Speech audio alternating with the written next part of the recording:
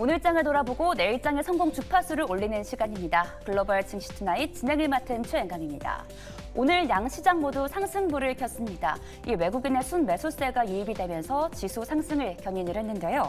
하지만 대형주와 테마 위주로의 수급이 쏠리면서 이 상승 종목보다는 하락 종목 수가 더 많은 장이 이어지고 있습니다. 어떻게 보면요, 이 종목들의 가격 부담이 낮아진 상태이기에 종목별 반등 룸이 좀 있지 않을까라는 생각도 드는데요. 이럴 때일수록 잘 선별해 포트를 구성해야 할 것 같습니다. 오늘장 시황 정리해보면서 내일장 주목할 만한 종목도 만나보겠습니다.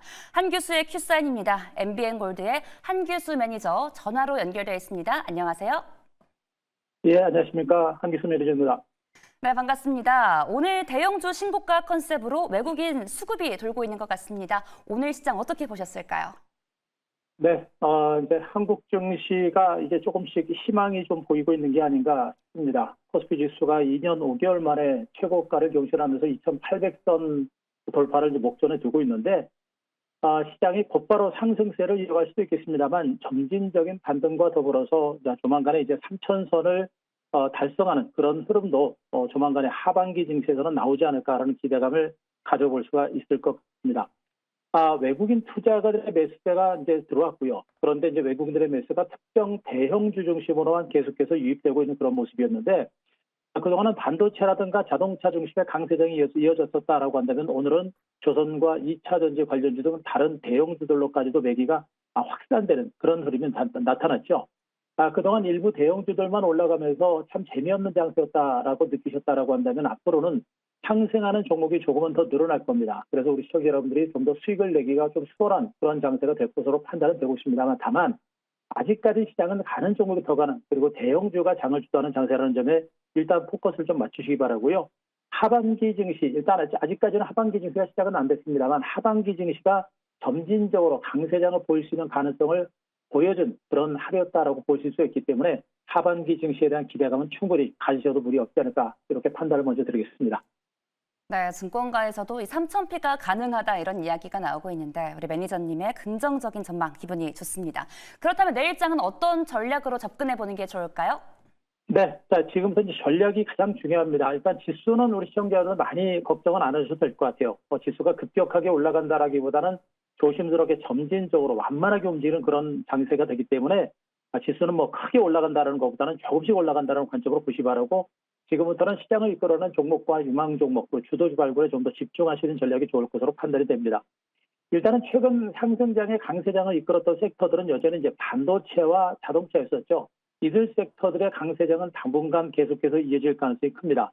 일단 시장을 이끌어가고 있는 주도주는 쉽게 꺾이지 않는다라는 측면으로 갔을 때, 반도체와 자동차 섹터에 대한 관심들은 계속해서 이어가시는 그런 전략이 필요하겠고요. 다만 이제 반도체와 자동차 종목들의 강세가 이어지면서 오늘 조선주가 올라섰죠.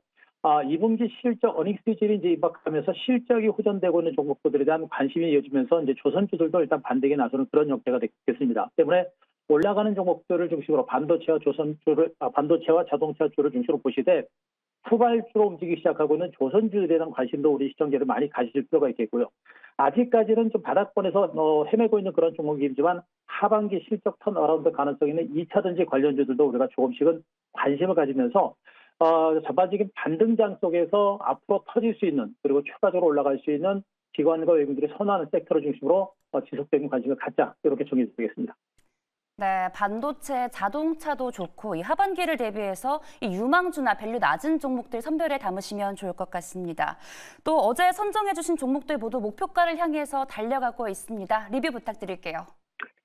네, 소개해줬던 종목 중에 삼성전자를 한번 보도록 하겠습니다. 여러분께 이제 시가총액 상위 2 종목인 삼성전자도 한번 보자라고 말씀드렸는데, 장중에 비교적 강하게 반등을 냈다가 조금 밀렸습니다만, 그래도 이제 1.7% 상승세가 연출된 가운데 오늘 마감이 됐는데요. 기관과 외국인 투자가들의 매수가 꾸준하게 들어오고 있습니다. 일단 삼성전자가 가장 걸림돌이 되고 있는 부분들은 역시 엔비디아, HBM 퀄테스트가 완벽하게 통과가 돼야 되는데, 그게 아직까지 통과가 되지 않고 있는 부분이 있죠. 그러나 시장에서는 시간이 걸리더라도 결국엔 통과할 것이다라는 그런 기대감이 좀 더 있는 것으로 보고 있고요. HBM 문제만 해결된다라고 한다면 삼성전자 실적 턴어라운드는 상당히 빠른 속도로 진행될 수 있는 가능성이 상당히 높습니다. 때문에 삼성전자는 다소간의 변동성이 있더라도 완만하게 꾸준한 반등세가 나올 수 있는 가능성이 높고 만약에 컨테스트가 통과하게 되면 주가는 본격적인 반등 가능성이 있기 때문에 삼성전자에 대해서는 아직까지는 관심을 갖고 좀 밀린다라고 한다면 저가 매수 관점의 대응 전략은 아직은 단행하셔도 무리는 없을 거로 보고 있고요. 서현 이화도 한번 보도록 하겠습니다. 자, 자동차 부품주들, 아까도 말씀드렸듯이 자동차주들의 상승 레진이 살아있습니다. 현대차, 기아에 대한 기관과 외국인들의 양매수가 모두가 살아있는 모습이기 때문에 자동차 부품주들도 좀 늦게나마 탄력적인 반등 가능성이 있습니다.